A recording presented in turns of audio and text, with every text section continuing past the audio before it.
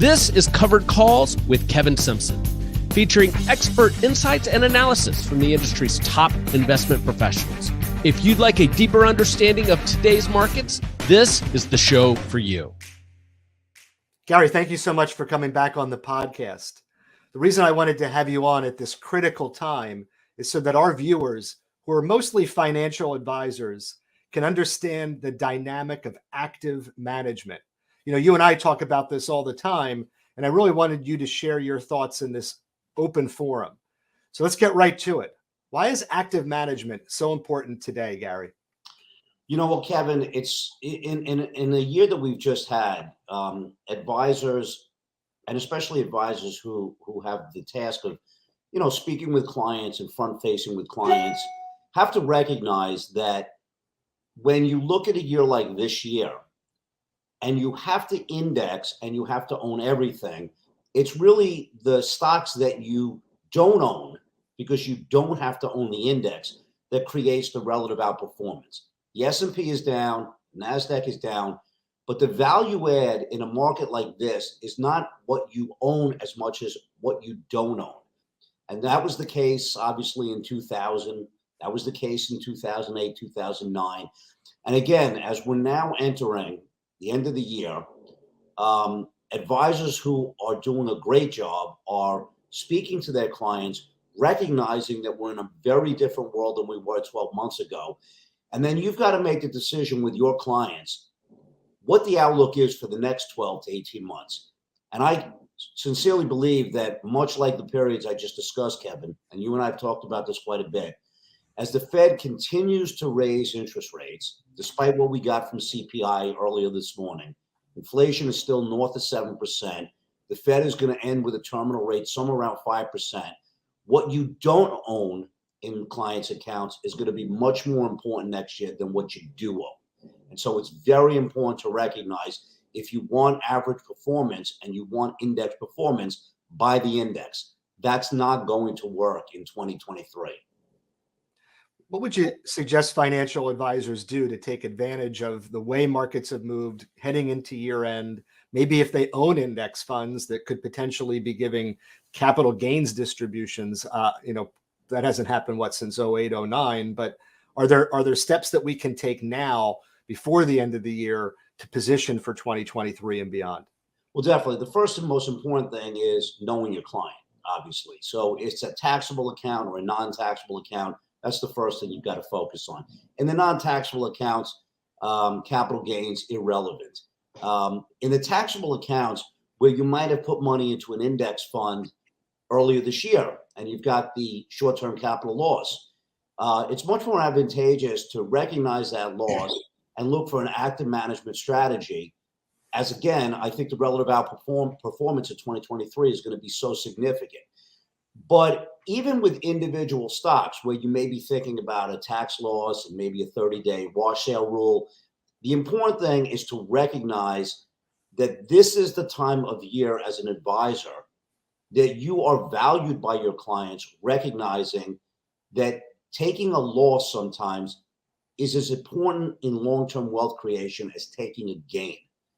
That might sound a little crazy, Kevin, but history shows that when you keep your winners and you sell your losers and you allow the winners to run, that's where the great compounding of wealth creation occurs.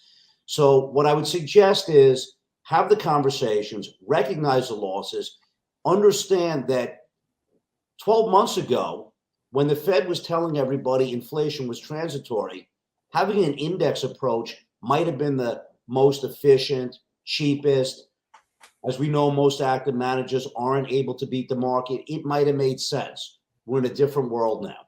We're in a world where companies that generate free cash, that return that cash to shareholders, is the single most important factor in a rising interest rate environment. So omitting companies that need the capital markets in order to grow their business, that need access to debt financing in order to run the business day to day. These type of businesses are the type of companies you don't want to own. So being in the index will give you, again, not to be repetitive, but to hammer home the point The index will give you the index returns. The relative outperformance next year will come from active management, avoiding those securities, and identifying the companies that don't need access to the capital markets to grow their business. Sounds like our enhanced dividend income portfolio in Devo is pretty well positioned with a little wind at its back these days. Well, absolutely. The discipline of owning companies that generate free cash in a cycle like this is appreciated. Long-term investors know it's always appreciated, but periods like we had in April of 2020, when the stimulus was being, incremental stimulus was being supplied, both monetarily and fiscally every day, we get to periods where that type of security investing is I don't want to say diminished, but sometimes overlooked. This is a period where free cash flow, returning that cash flow to shareholders is paramount. Maybe it's a good time, Kevin, just to refresh. You and I have talked about the 5 pillars, sometimes 6 pillars of what companies can do with money.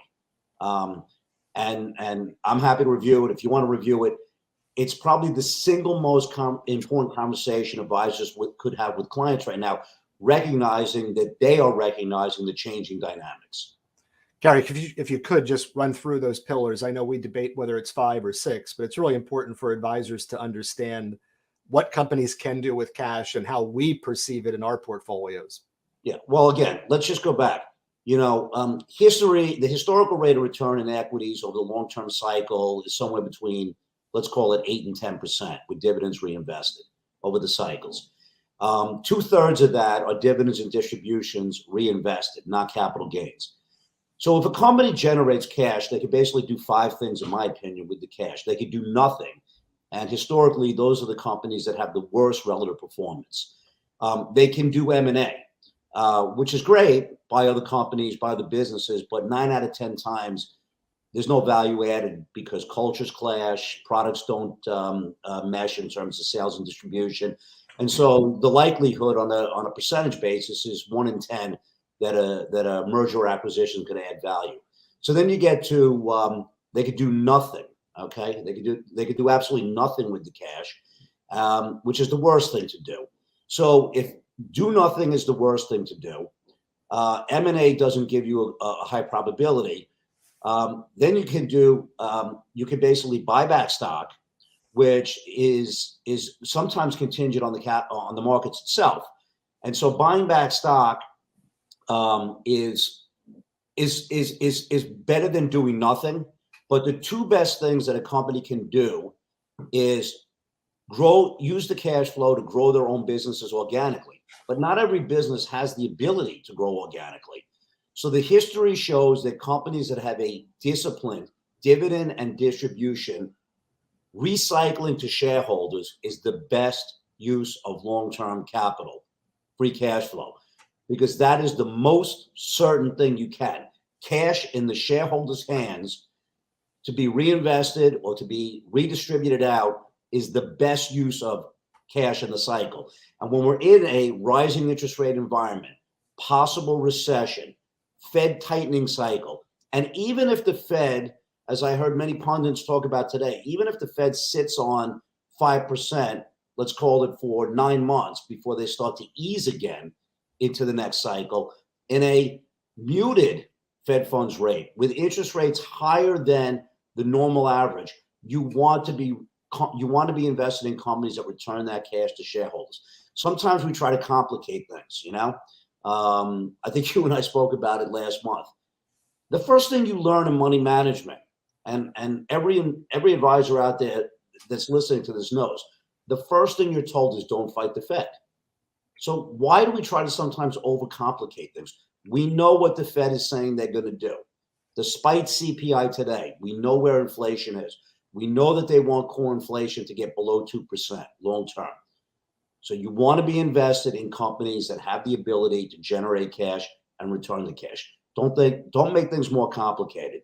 If you want to invest in the index, that's great. This is not the time for index investing. So the free money trade is over. The zero interest rate environment is over, and active management once again takes front and center. Gary Kaminsky, thank you so much for your time today. couldn't be more delighted for the friendship that we've grown into. Your mentorship is so valued and cherished. Thank you for your time, and thank you for sharing your thoughts with our financial advisor community. Absolutely, Kevin. Thank you.